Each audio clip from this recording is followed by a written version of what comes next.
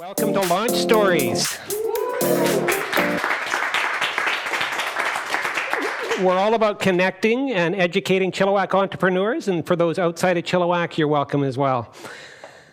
Thanks to our sponsors for helping us put on these events on a monthly basis. We have the Chilliwack Economic Partners and the Chilliwack Innovation Network. Let's hear it for those folks. They do a great job. And new to us are Stalo Community Futures, and through a grant through CIRA, which is the Canadian Internet Registration Authority. So let's hear it for Stalo Community Futures. Thank you. And we have our partners. Those are the folks that do the heavy lifting, recruiting guests, and putting on the show. And we have Cowork Chilliwack, Currency Marketing, and Zinum Ventures. So let's hear it for those folks. Thank you. I am so thrilled to introduce you to our guest this evening. He is the owner and operator of 4 McDonald's locations and employs over 450 employees. I have trouble with 2 teenagers. Could you imagine? Please give a warm Launch Stories welcome to Stephen Yeung.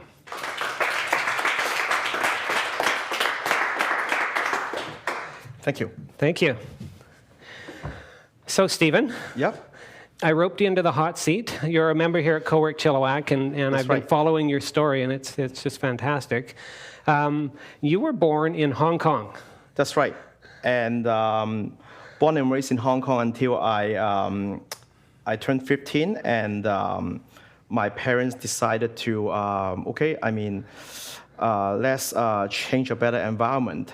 And so we moved to Canada, and one thing I really appreciate what my parents did for us is all these years, like, we're not a wealthy family or anything, but they provide us, my brother, my sister, very good educations. Especially they put us into a private school in Hong Kong. Back in the days, it's not government funded, but I think they have the visions that we need to have a better language skill set in case we work foreign or do something else. So we went to a private school, basically just speak English there, and it actually helped me a lot to transition from Hong Kong to Canada. When we first moved to Vancouver, I mean, it's a much easier transitions. And you're middle child of 3. Yeah, I'm middle child of 3. I'm the trouble one and the black sheep. Yeah. I didn't put 2 and 2 together until I did a quick Google image search at how similar Hong Kong and Vancouver look. So I'm going to press the button here, and look at how similar the 2 cities are. And I think maybe that partially explains why there's so much emigration from Hong Kong to Vancouver, and I guess just the multicultural nature of it.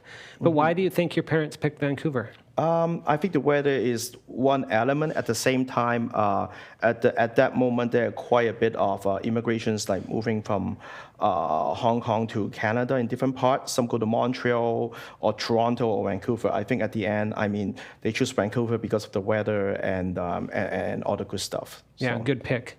Yeah, I fully approve of that. And so. Yeah.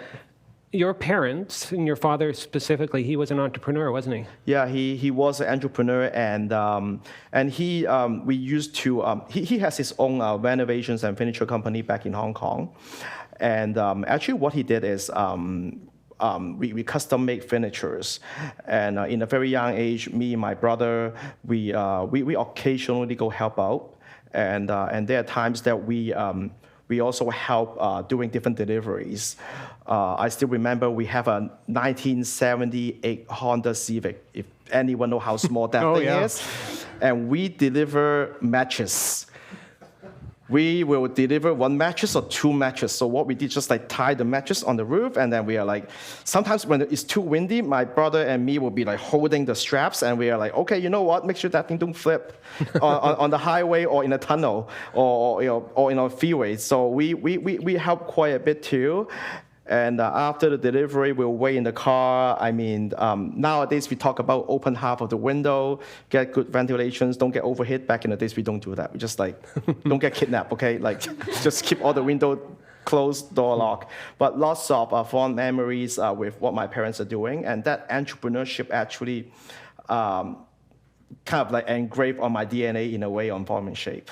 And so he had a business in Hong Kong, but also opened one coming to Canada as well, right? So when we moved to Canada, one of the conditions is we have to open a business in Canada.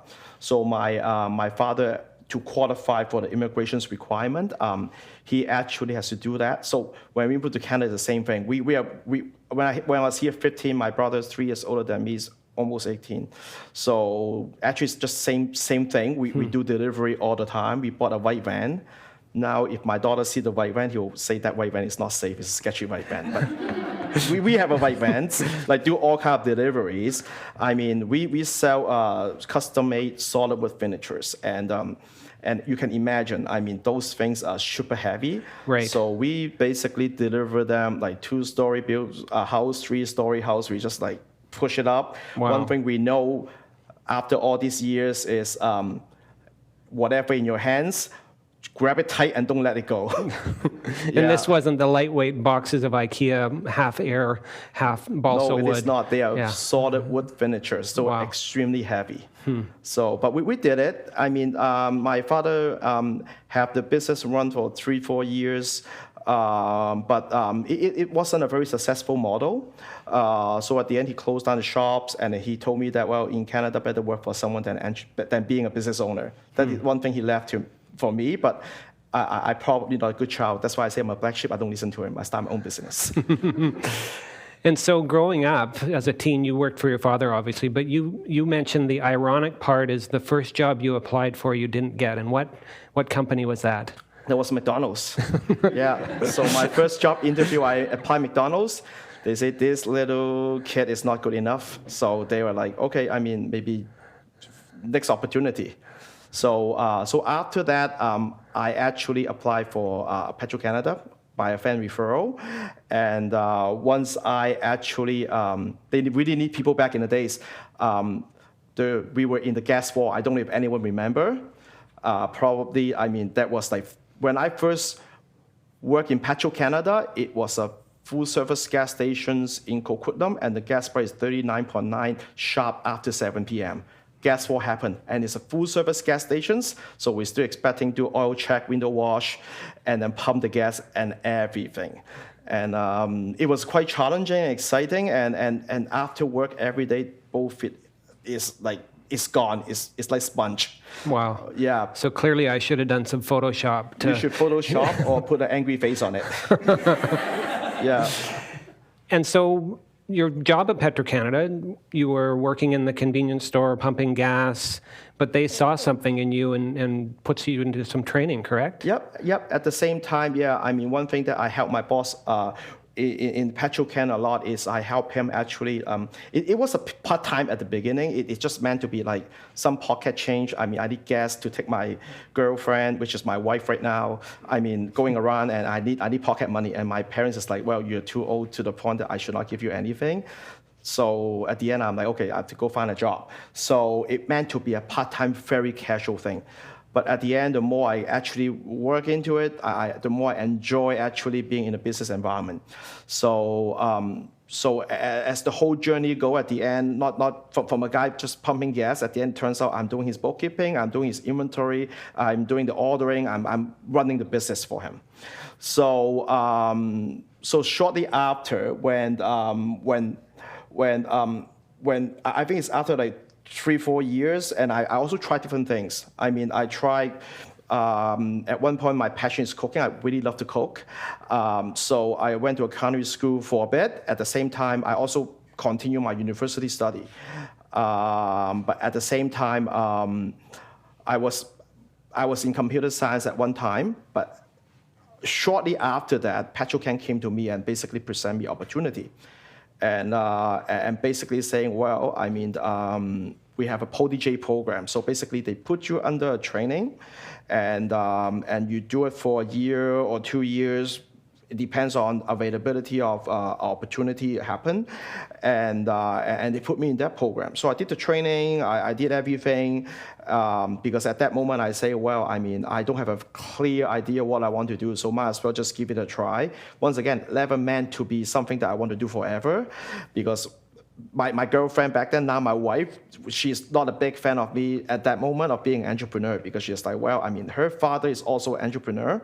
They're operating a factory in China, and it's a very high stress environment. So that's why when it comes to being an entrepreneur, I do have resistance surrounding me, but I'm for some reason, it's like a disease like in my blood. I mean, even on the side when I was doing Petrocan, one thing I didn't tell you is I also do lots of eBay business. Okay. I mean, I'm probably the first eBayer, like they call it. And I actually built up about like 1,000 positive feedbacks before I stopped doing the whole eBay thing. What I did is like hauling like old Transformer toys. I don't know if anyone know what they looks like. Those G1 stuff, if you even get more techy, but yeah, I mean, I haul all the G1 stuff from US. I'll pass the border to the point that they blacklist me at a point. Wow. Yeah, and they were like, and every time when I pass, they run my license plate. They'll check my trunk. They're like, oh, you bring stuff back again, don't you? So what would a mint condition and Optimus Prime go for? Oh, back in the days, you can probably get like $300-400. Wow. Yeah, I mean, and back in the days, the U.S. currency is much more happier than nowadays. So yeah, I mean, I at the same time, I'm doing a couple of things. I'm like, this entrepreneurship is like always there, somewhere floating. I mean, it's just the right opportunity, right timing. It just come to me. So that's why when Petrocan offered me the opportunity, I cannot say no. And it's something that I'm very anxious to try. So that's why, I mean, when they present to me, I'm like, okay, let's do it. Let's give it a try. So did the training for about 2 years, and they present me the first opportunity on Victoria. It's on the island. So this is not on the island, I'm pretty sure, but no, this was probably somewhere in Quebec too. So this was Petro-Canada gas station first result. Yeah, exactly. Yeah. So I got my first gas stations on the island. If you're familiar, the geographic of the island is Cedar Hill, Crossroads, and Shelburne. That was the first one, and it's a very interesting locations in university areas. On the weekend, it's like party on the street, basically. And some of the high-selling items, I don't want to say it right here, but you can guess what university students do over the weekend. So at the same time, we grow the sales in that gas stations more than a double in our first year. And in 2016, I won the President Award for Petro-Canada as one of the best licensees in BC. And so what's involved in becoming a licensee? You're 25 years old. Obviously, you need to bring something to the table. Are you borrowing money at that point? Or at that moment, are they helping finance? I have some savings because of all the little eBay ventures that I actually did. So So that's why, I mean, there's some helps like here and there, and at the end, I mean, the threshold is very minimum at that moment. I don't quote me 100%, but that program is no longer exists anyway. Right. But, I think at that moment the initial investment is about $20,000. Then you can get in. They will help you finance, and they will give you training and all that. So it works out pretty well. That's why I always feel fortunate. I have the help and assistance at my start of the journey.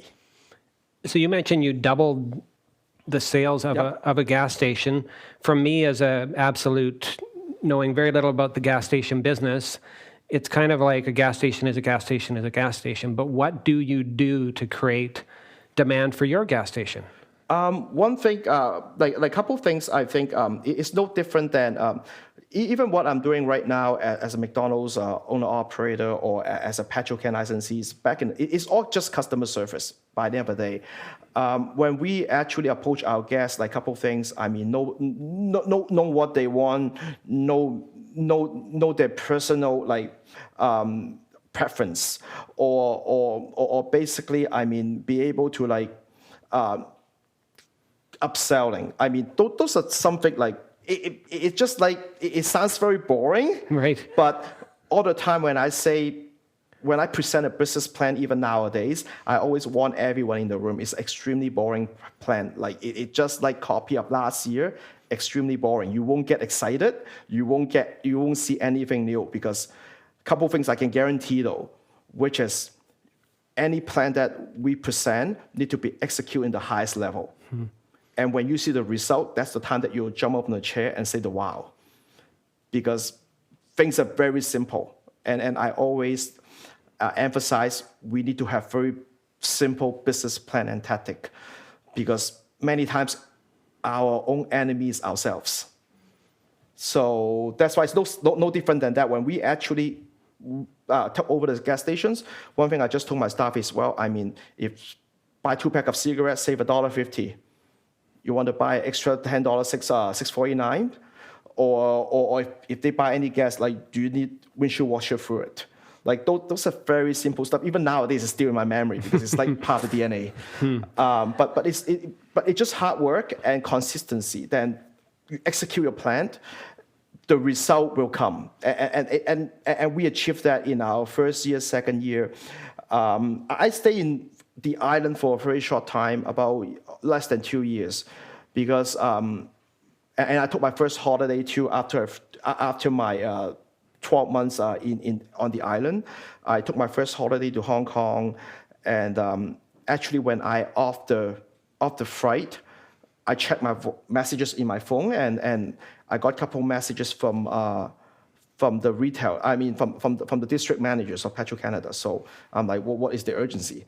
So eventually, they present me a different opportunity right away. They were like, well, I mean, there's a struggle locations in Norman, and you need to come back and take over right away. Licensees don't want to do it anymore for all the wrong or right reasons. You have to come right now. So I'm like, okay, sure. Then I still remember I'm not the one that packing my own luggage when I left the island. If people don't know what I'm doing, they think I must be in some legal trouble or financial trouble, because my parents actually went to the basement that I rent. I packed everything, put it in the same sketchy white van, and then like haul everything back to Coquitlam in a storage. And what's actually happened is when we took over that locations, there's some security issues. The locations being robbed 3 times before I took over. You name it, like gunpoint, knife point, and needle points. I mean, the licensee is like, well, I've enough. Okay, I don't want to do this anymore. So I'm like, okay, sure. So I took over the gas stations, and actually very simple. Once again, go back to the planning, keep things simple. We tied up the security. We make sure cash handling procedures are all in place. We got robbed one more times, but whoever robbed us is not his lucky day. He took high risk, but he only get $25. So very low return. So doesn't worth it anymore. So I think he tell his friends and his friends and his friends. So nobody come and rob us again. So which is good. And then after that, I think the one in Coquitlam, we had it for a year, and then shortly after, then Petro-Canada changing the structures, and from 1 gas stations, I grew to 11 gas stations in the next couple of years before I left Petro-Can. Wow. And you mentioned something about the upselling, lotto and cigarettes, and those weren't really feeling good about that, were you? Yeah, that's one thing. I always throw that out as a fun fact or as a joke. Imagine, like, I mean, in all my years, in my 5 years in the gas station business, I always joke. I mean, I love the business. I love the people that working with me. I don't want anyone to get offended, but I always make this one joke is, have you ever seen anyone buying cigarette very happy? Have you ever seen anyone buying a lottery ticket very happy? They might at that moment, but they always come back. We check the losing ticket, not too happy after. The last thing is, have you ever seen anyone buying gas and they will smile and pay for the gas and walk on the gas station and say, well, today gas price is very cheap, I'm very happy. I've never seen that during my time with the gas stations. That's why at the end, I make a bold decisions at that moment. I'm like, well, it's time to have some changes. And I'm turning 30, close to 30 at that moment. I think I'm also experiencing some midlife crisis. So that's why, I mean, I told my wife, okay, I mean, let's do something different. And so in that situation, like you glazed over it very quickly, but you grew from owning one store Yep. to 11 stores in 5 years. Yep. How do you scale? Like, how do you reproduce what you're doing? Did you put in store managers? How was the structure Yep, we in put your in store managers. in your, not little, but Petro-Canada enterprise? Yeah, we put in store managers, we put in supervisor. Once again, I mean, one thing I always remind myself as my organization's growth in the past or even now, one thing I always remind myself is the role and responsibility of everybody in the organizations. As you scale up, certain things you should scale back so that you can have time to look after the bigger picture. So let's say, I mean, even when I left Petrocan, I think I have close to 200 staffs working for us. I'm talking about back in like 13 years ago. That's quite a lot. And yeah, I mean, one thing that I always remind everyone is, well, I mean, what is the structures? If you have questions, who are you talking to first before you're coming up to me or to my supervisor and everything? Because by the end of the day, communications in any organizations, if you walk into any company, they always is a big problem. But many times, once again, back to my business philosophy, how to simplify everything, how to make sure that communication is simple, thorough, and easy. Yeah, that's one of the things that when I grow my organizations, I always focus on.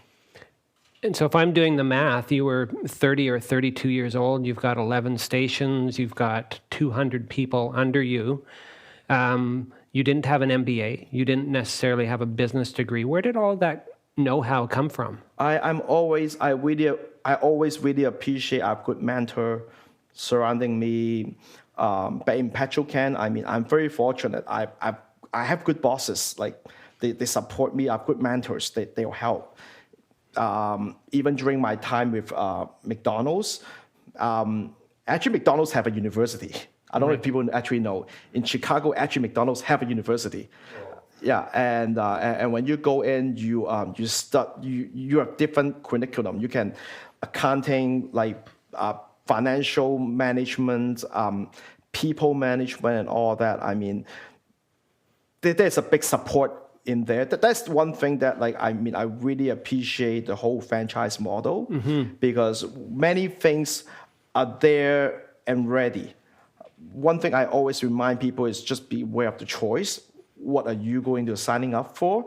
But I mean, one of the things that I always emphasize is I'm very fortunate working. I mean, owning the restaurants with one of the best franchise in the world. Yeah, I mean, many things. Obviously, I mean, I do lots of reading and all that to help me to understand different things. But at the same time, well, I mean, good mentors, good support system is what carried me this far, and also believe in the system too. And you fell into being a franchisee, right? You got a job and you thought it was going to be a part-time job.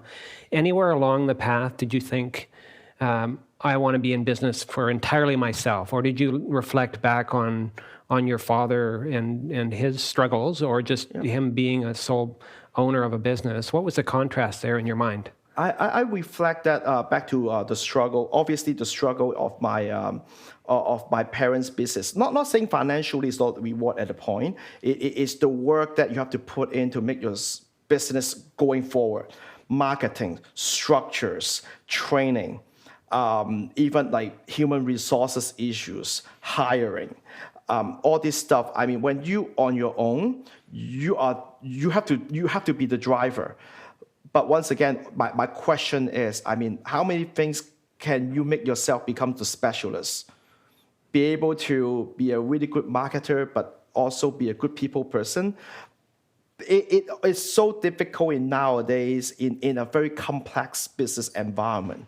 I mean, you talk to any business owner right now, the very common struggle is they have so many boiling water pots boiling, but not enough pot cover to cover everything.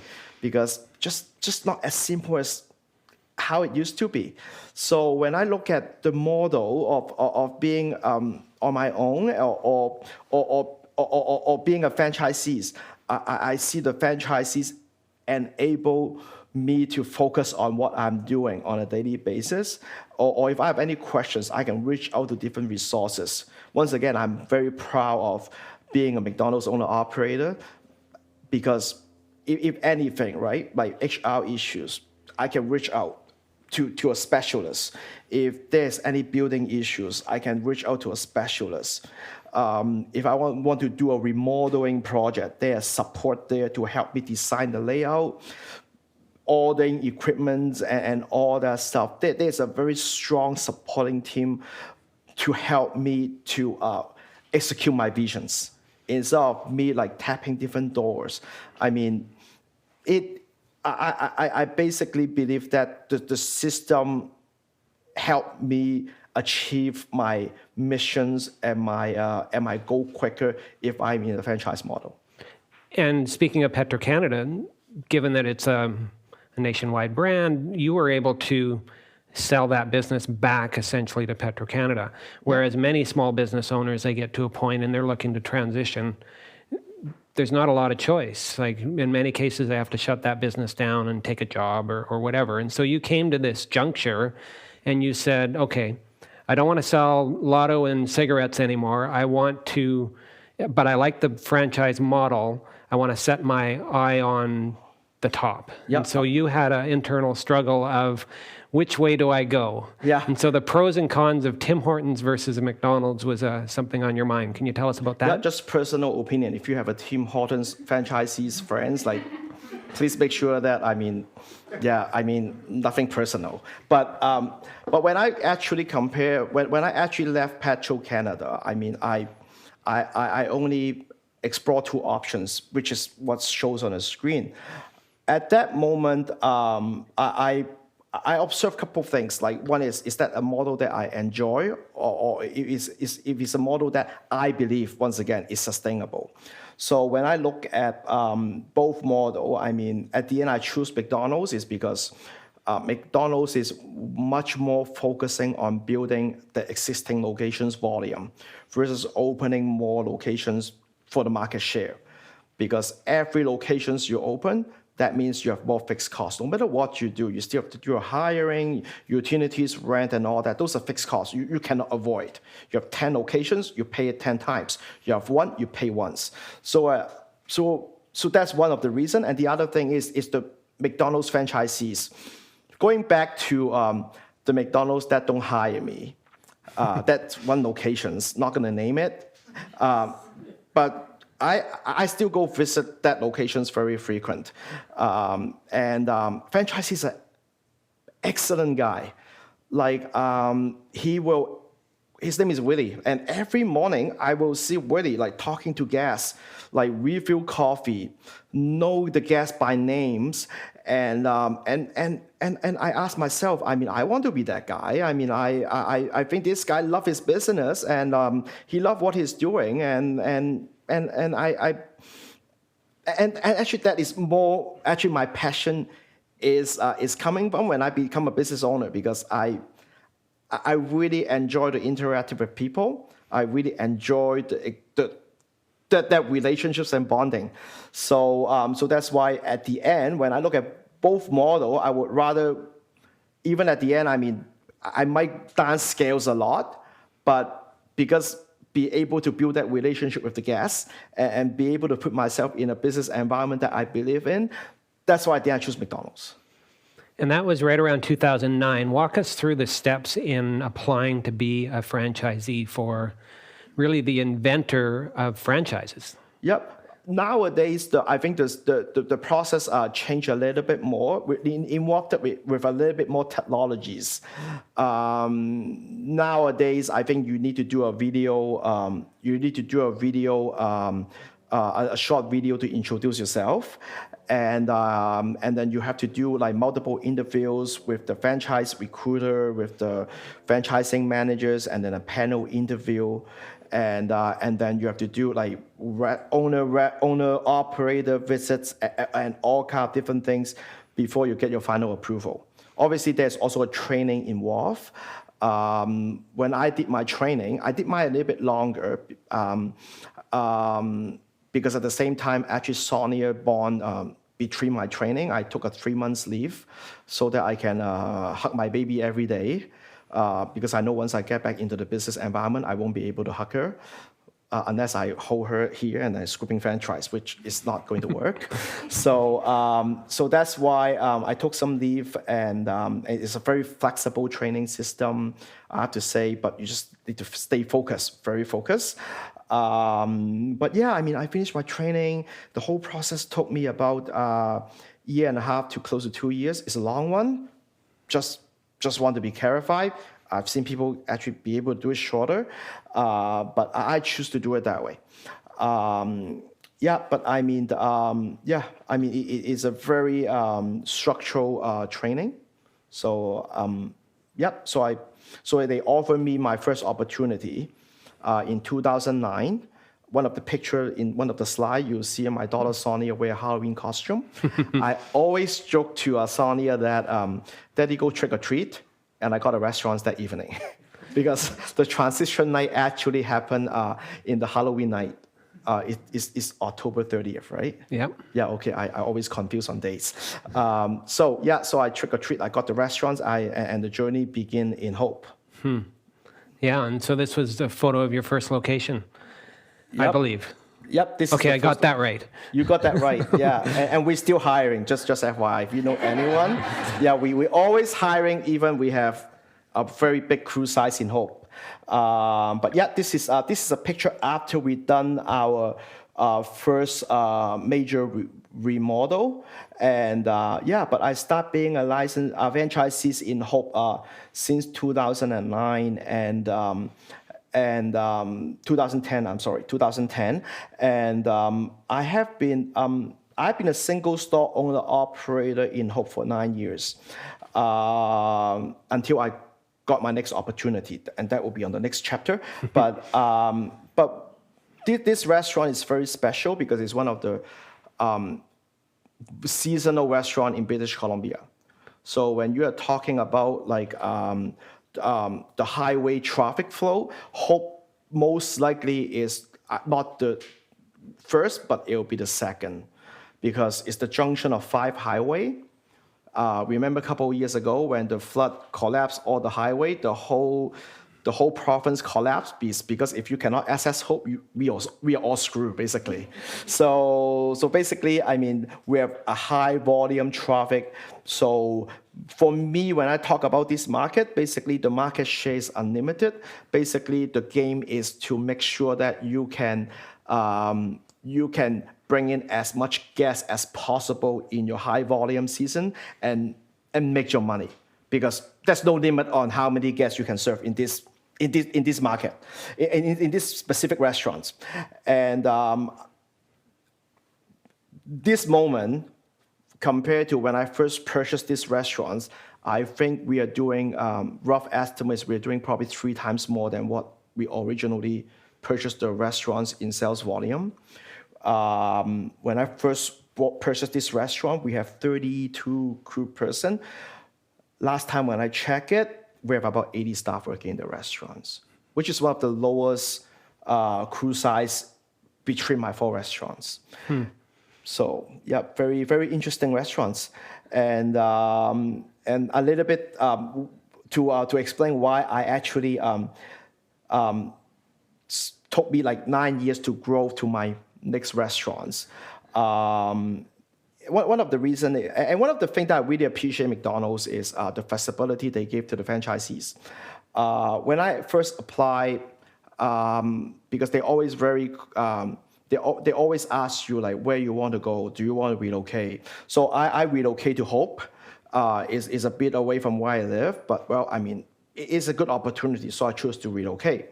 So after I relocate to here, then we settled down in the first couple of years. I mean, Sonia start growing, and then we have our second child. And after we have our second child, which is probably like 4 years after we purchased these restaurants, my wife start not feeling well, and she have some very terrible genetic disease, and at that moment I told my wife, well, I mean, we need to slow down a bit, so that, I can focus on the kids together. You can focus on your health, and then I also can focus on the business. So I paused my growth plan right at that moment. I'm like, let's pause everything. Is the typical scenario with a McDonald's operator to own more than one? Typical scenario for operator who is on a good standing, be able to grow in 3 to 4 years. You should be eligible for growth, because when you purchase a McDonald's restaurant, it's standard. It's not confidential. You have to pay off your first debt in the first 7 years. So basically, if anyone pay off the debt or early, then they're eligible for growth. Most high performance operator will beat their business plan in probably after their 3rd or 4th year. So they will be eligible for growth. At that moment, I'm eligible, but at the same time, I need to put a pause on it. And I really appreciate the brand actually understand. They just being supportive, and they were like, well, take your time, do your thing. And so until my wife health settled down, and we at that moment, it's a good setup too, because Hope and Chilliwack is 45 minutes away of driving. We set up our specialists, our medical help, or everything in the surrounding area. So it really actually helped my wife get the support that they need, and I also be able to look after the business and the family at the same time. So really appreciate that. And so once my wife actually get better, which is the 7th or 8th years, then I told McDonald's, okay, we can put the focus back to the growth, and then let's see how far it goes. So contrast, you were from Hong Kong and then Vancouver, Victoria, back into the Tri-Cities, and then Hope. Hell. Yeah, it is like a dramatic difference. When they do the populations calculations in Hope, they also have the stat of how many people can speak different languages. So my wife actually Googled it one day. It's like, oh, you know what? There are 5 people who can speak Cantonese in Hope. Let's go find them. I'm like, we have 2 right here. If Sonia half-broken Cantonese can't, we have 2.5. So we just need to find 2.5. It's not too difficult. So yeah, it is a big culture shock. But at the very end, I always the flashback and all the memory in Hope is always wonderful. Small community, people are extremely friendly. We live in a small cul-de-sac. At one point, we can see all the neighborhood kids will come out in a summer day. They play in the cul-de-sac. They don't wear shoes. I'm like, Sonny, don't wear shoes and run into the jungle. They're like, yeah, everybody do that. I'm like, no, you don't do that. She's like, no. Don't wear shoes and walk in the jungle. I'm like, okay, fine. Still do it. She jumped in the river and do all kind of crazy stuff. But those are the things that at the end, not something that I can experience, that I can provide to my kids if they grow up in a city. So that's why, lots of good memory too. I'd be able to spend more time with the family. Even my wife not feeling well, but it's a blessing. I look at the whole picture, the whole flashback. It's a blessing, because I got the support from the business. I got the support. From my family, and it is a blessing. Yeah, when I look back, even I slow down the growth, but lots of good memory with my kids, and I'm able to build a really good relationships with my daughters and my son, and my daughter is entering teenage, so that helps. Yeah. And you got some recognition for running that store. Yeah. Yeah. And then you put up your hand and said, hey, I'm available. I would love to take on more responsibility with McDonald's. I'll just flash it, the one photo you sent. That's the night, that trick or treat restaurants. Yeah. And so you were able to acquire the Luckakuk McDonald's, which in my memory, I've been here since 1986. It's been here forever, right? And we all remember this building on this kind of bizarre little hill that didn't need to exist there. Yep. I always think in a snowy day, this is actually the hump that you like. If you want to ski down the hill, then that is the bump that you can get. But yeah, I mean, this is a picture that I took over on the transition night.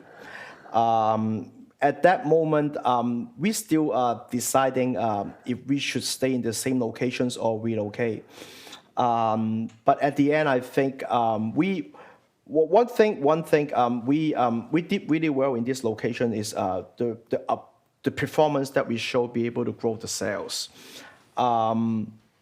Even before the rebuild, we did quite a bit of work on providing better service and different things, and it shows on the result. Even before the rebuild, I think we're doing about 20% increase.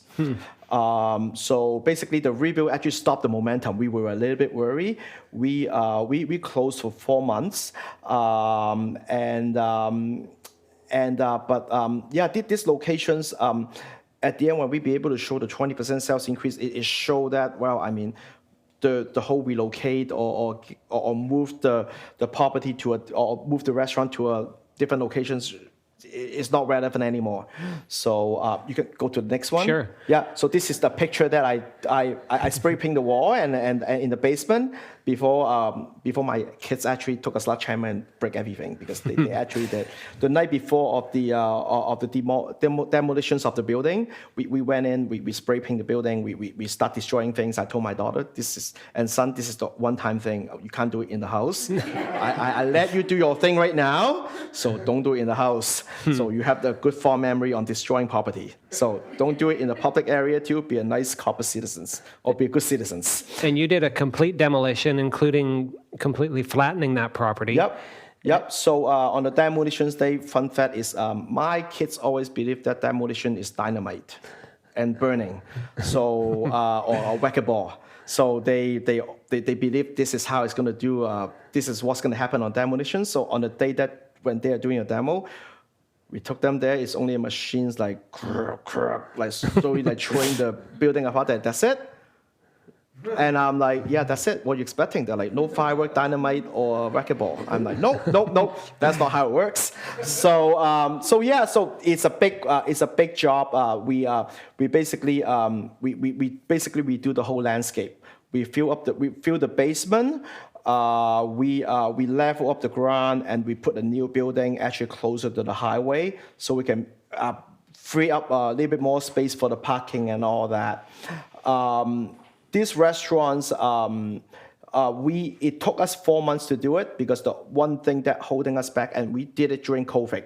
What's happening is it's so difficult to source parts and equipment during that time. So the thing that actually holding us back are all this stuff on the roof.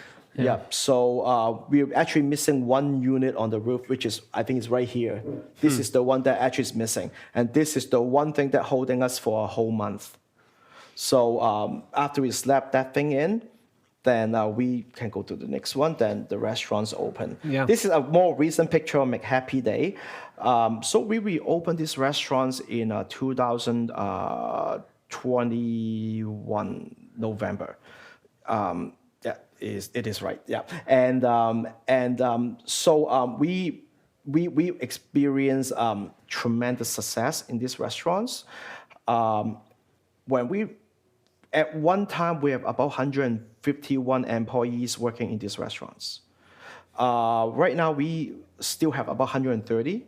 We always keep it that way so that we can have a little bit extra manpower in case we get a rush or someone not feeling well. We can cover our shifts and all that.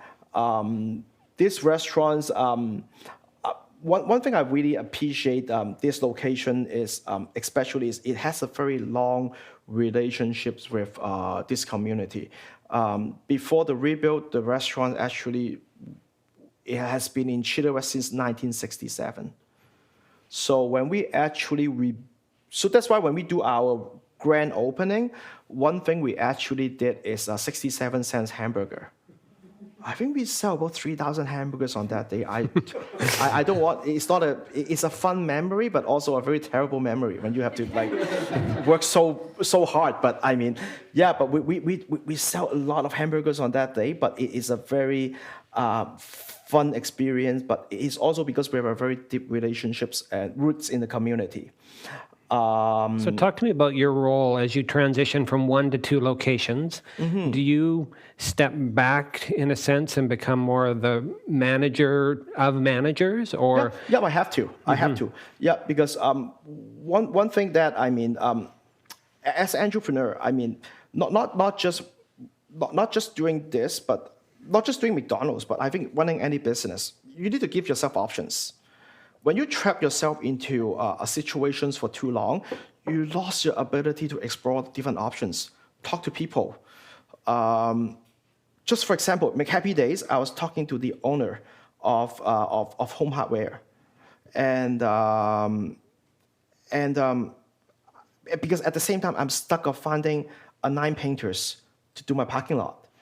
So when I talk to him, I'm like, okay, I connect with him after McHappy Day. I send him an email. I'm like, I think his name's Jeff. Don't quote me wrong. If I'm wrong, then correct. Yep, Jeff Fortin. Yeah, you can. Yeah, okay, that's good because my other witness is very terrible on name.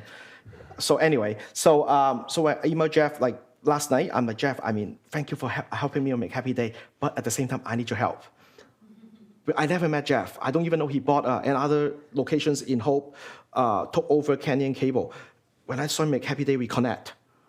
So, and then I asked him, okay, I need a lines painter. Can you help me? So Jeff is like, oh, sure, I'll flip you a contact today. So today, just a couple hours before this meeting, Jeff flipped me the contact and I start messaging the contractors about lines painting. I think what I'm trying to say is many times when we limiting ourselves as an entrepreneur to explore options, then your problems start happening because you're stuck, basically. You're stuck in that tunnel. You're not able to see the bigger picture, like finding solutions, connect with people. Because the more and more that I'm in the McDonald's business especially, we are a hamburger fast food business.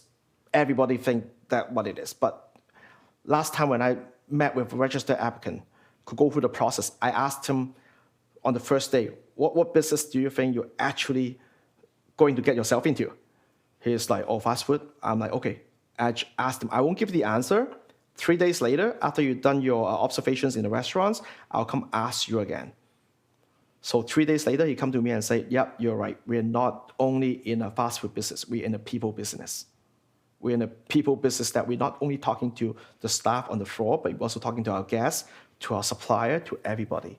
So, so that's why when I do the transitions from one restaurant to 2 restaurants, one thing that I very discipline myself is don't get involved in everything, because you cannot get involved in everything. Because the more you get involved in everything, you call everywhere, you're basically not helping anybody. So I step back, I more be a person that observe, try to be a good student of the business again, be a good listener. But at the same time, it's not like I leave everyone hand and dry, don't do anything. Behind the scene, I always look for options. I always make connections with different people, networking, so that if the time and place come, they need some help, then I can basically tell them, well, here you go. It's not like, many times I emphasize, it's not like I'm smarter or better than anyone. It's just because I have the time to do all this footwork behind the scenes so that we can explore more solutions and create different conversations so that we can get out of our problems. So you went for 9 years between 1 location and 2 location. Yeah. And just to ramp it up, you added 2 more locations this year. Yep. Which is just 3 years later. So now you've gone from 1 to 2 to 4. Yep. And so that was Whatcom and... The one on Whatcom Road, the one in the Plaza, and also the one in Sumac next to the Cutters Club. Mm-hmm. So we just acquired that one on May 30th. And right now we have about 450 staff working for us between the 4 restaurants. I tell all my friends, if you would need to say hi or contribute to the McDonald's totes along the highway, after Sumac, then it's Whatcom, then it's Lakaka, then it's Hope. Before Coca-Cola, you can pay your McDonald's toll because you hit one eventually. Yeah, for sure.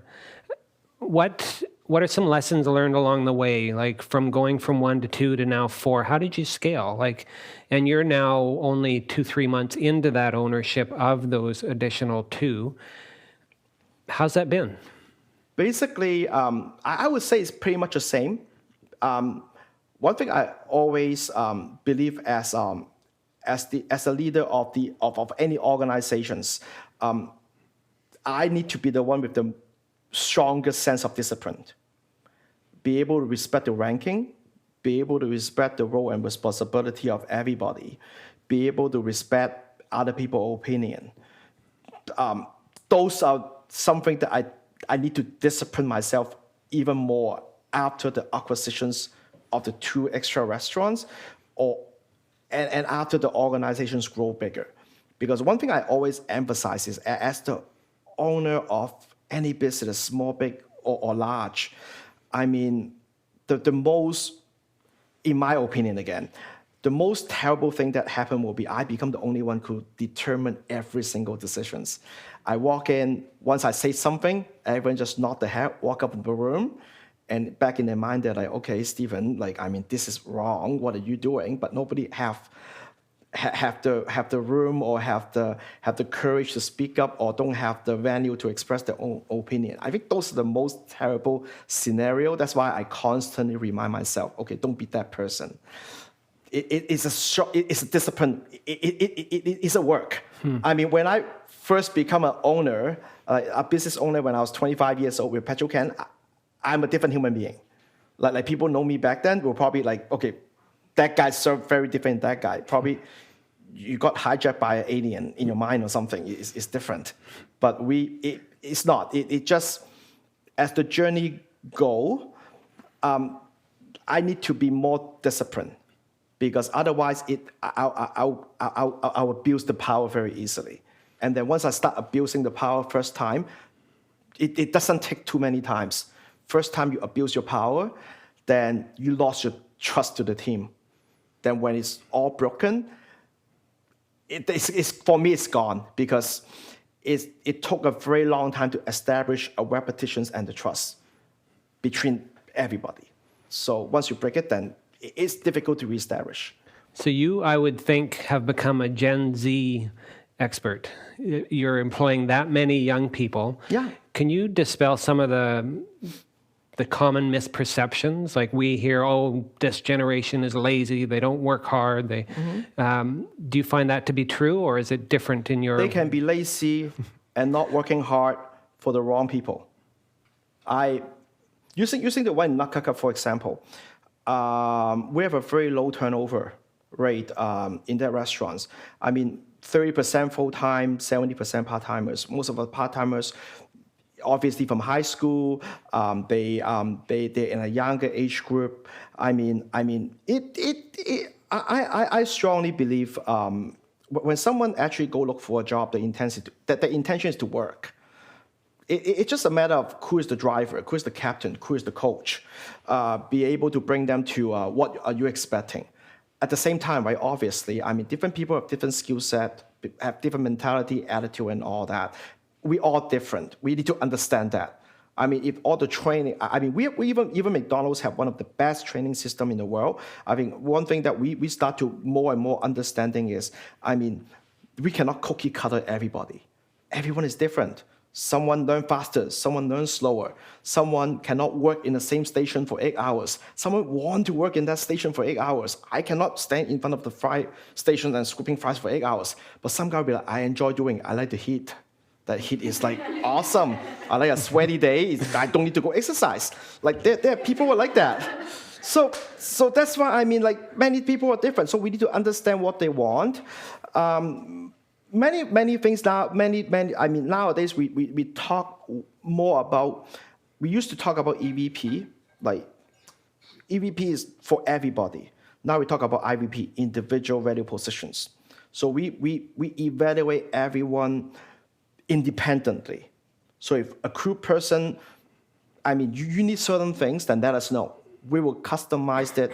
We will build it into your training program. We'll build it into your development plan so that we know what are you expecting so that we will not have a gap in expectations. I think many times when people being deemed as lazy. Not just Gen Z, everybody.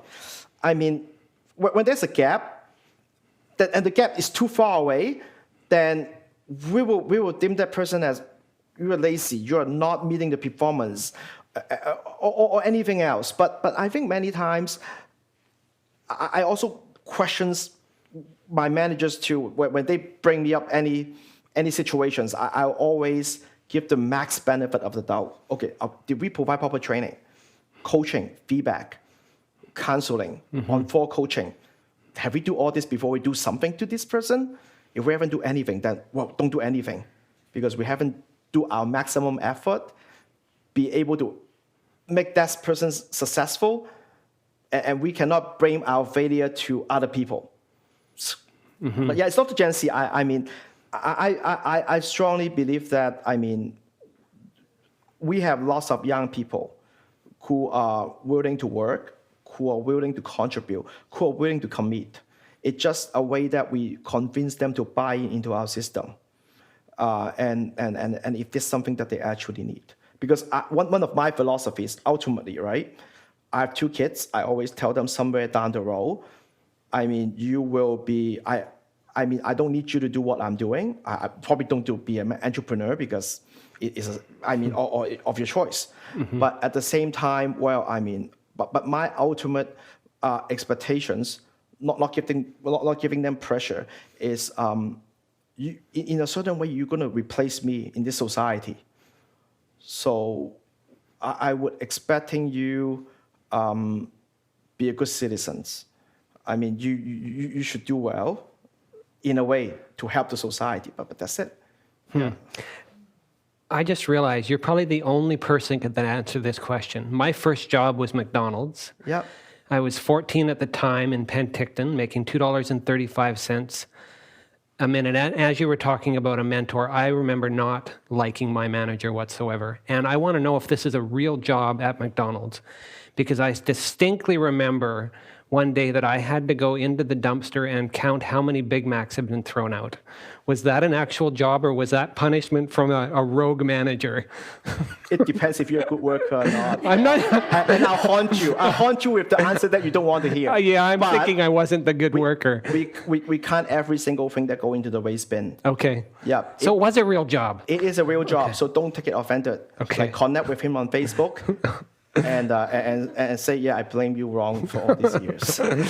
So as you've grown, you've got more involved in McDonald's Canada. You're now on multiple committees. One of them is around technology. What does the technology committee at the national level discuss? Yeah, in McDonald's, we have different body actually providing feedback back to the company.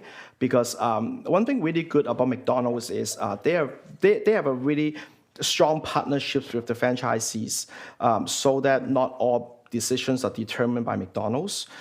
So I'm in one of the forum, which is National Technology Forum. So what our forum do is we provide any technologies feedback or if any new technologies coming into the system, then we are like the gatekeeper. We look at the pricing, we look at if this is something that we should implement, and all that, or if it actually go down to the restaurant level, will this work or not? In British Columbia, usually each province have one representative, and sometimes there are 2, and I'm one of the representatives in BC right now. From a technology standpoint, I know many of the folks that come to Launch Stories have a tech background. I'm wondering what role has that played? For instance, Skip the Dishes and mobile apps and so forth, and the amount of, I even saw the design has a specific counter for pickup. How has McDonald's changed with tech? We constantly evolving, and nowadays more and more of our applications are starting to globalize. One of the benefit I think of doing that is to make sure that if there's any, it's easy for development, because you don't have to go to different region and develop its own app, different languages, different software code and all that stuff. It's more standardized. The way that we build infrastructure of our IT is more on modules. So once you have the framework, then you attach modules into it. If Canada need certain things on the app, then they'll put it into their apps. If US don't need certain things in that app, they'll take that module out. But if, let's say, UK need both things, then they'll put two things into the app. So it creates that flexibility. I think it's a good way if we manage it that way, because it will save us a lot of time on troubleshooting and if there's a problem. So Nice. Tell me about this. You recently won another award. yeah, last year we won the John Betts People's Award for the recognitions of one of the best market in the country for best people practices. So this year we won the Outstanding Gold Standard Launch Award in this market, and the main reason is we did an exceptional job on our program launch, especially our grand opening in Chilliwack. That restaurants, when McDonald's presented me the 10-year forecast, which is a very standard process. They will present you the forecast of how the business look like and all that. You need to make a plan, right? So that's common. We are on our 10th year's target right now already with these restaurants. So we beat 9 years on our plan.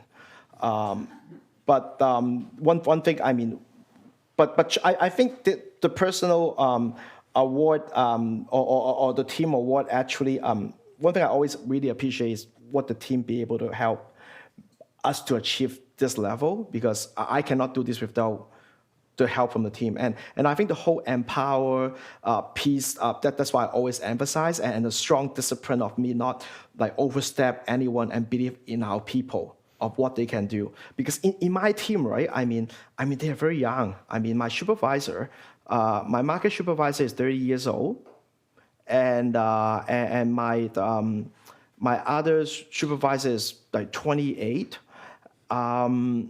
They are very young. I mean, they are not like I mean. So that's why when you're going back to Gen Z or the younger generations, I strongly believe if we believe in them and if we provide them the proper platform, give them the proper trust, they will achieve. I strongly believe that. Excellent. A great piece of McDonald's is their charitable work. And so this is Ronald McDonald House Charities. Correct. And they have these houses all across Canada where if you have a sick kid, the family can relocate and so forth. And tell me about what that means to you and McDonald's charitable side. That's one of the reasons why I choose to be a long-term McDonald's franchisees, and this is one of the main reasons too, because this is one of a kind charity.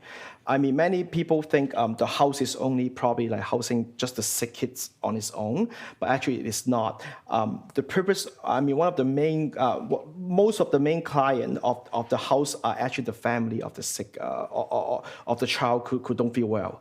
I mean, last time when I looked at the statistics, 8% of the user of the Ronald McDonald House is in Vancouver, is from Fraser Valley.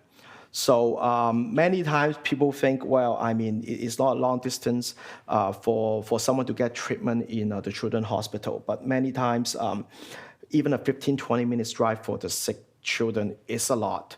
So the house purpose is basically house the family members for overnight staying. Because right now, commute to Vancouver, stay there overnight, it's a very expenses. Some treatment is ongoing for months or weeks or years. And there's some, like, I mean, kids actually, like, or the family need to use the house for extended time. So we recently just had Make Happy Day last week, and our organization raised $38,000 for the house. And across the country, all McDonald's restaurants raised $7.5 million for the house. We also have the golf tournament coming up in June 27, and we actually have a team. I sponsor just today it happened. I sponsor a team with the Chamber of Commerce of Chilliwack, and they will have 4 people joining the team. And I told them I cannot golf because the club is taller than me. So I would avoid that frustrations of cutting the clubs shorter or custom-made shorter ones. But I told them I'll be volunteering of making ice cream that day.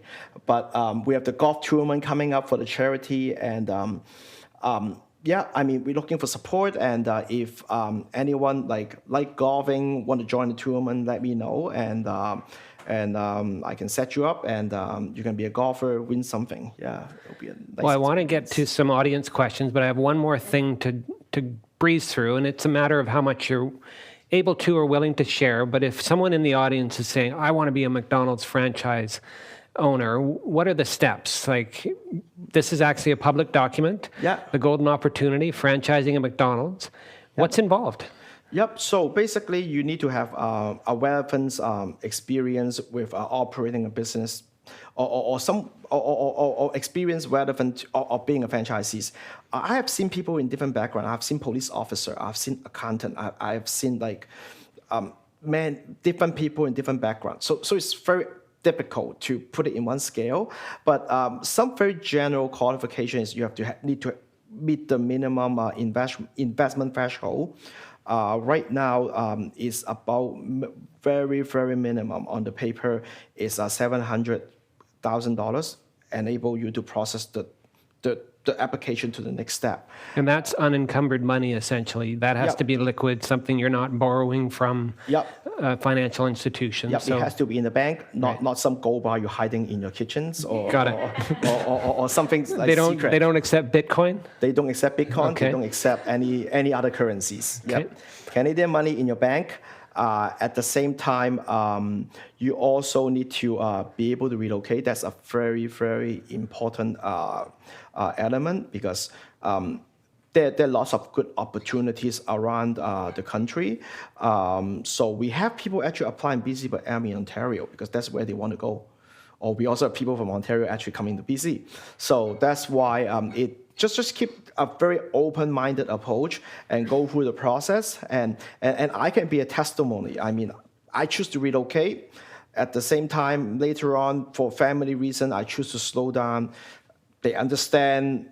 Once everything's settled down, I say, okay, I mean, I want to go back to the growing mode, and they respectfully make it happen. And so, I mean, one thing I always emphasize is if maintain a good relationships with your business partner. I don't see this as a franchisor. I always see McDonald's as a business partner. Just to maintain a good relationships. It keeps you a long way because you don't want to walk into any hostile relationships. So I mean, maintain a good relationships and then just do the right thing at the right time. Grow your business. Then you can be a very successful franchisees with McDonald's. Last question before we turn it over to the audience. So it was one location. About 9 years later, 2 locations. Yeah. About 3 years later, 2 more locations. Yeah. So does that mean in a year there's 4 more locations, or what's that trajectory look like? Well, I mean, obviously, right now I'm always looking for growth opportunities, and the way that I structure my organization is also for growth purposes. We have in the one in Chilliwack, we have 13 managers right now. So in case there is, in case we want to do a pop-up store somewhere, like in a tent or in a portable, then, well, I mean, we have the managers to do it. I think one thing, once again, it's about the options. When you have time and you're willing to put in the proper investment into your people, you give yourself more options. Once again, I mean, being an entrepreneur, I mean, I think the game of being successful or not successful is be able to find time and to get your options.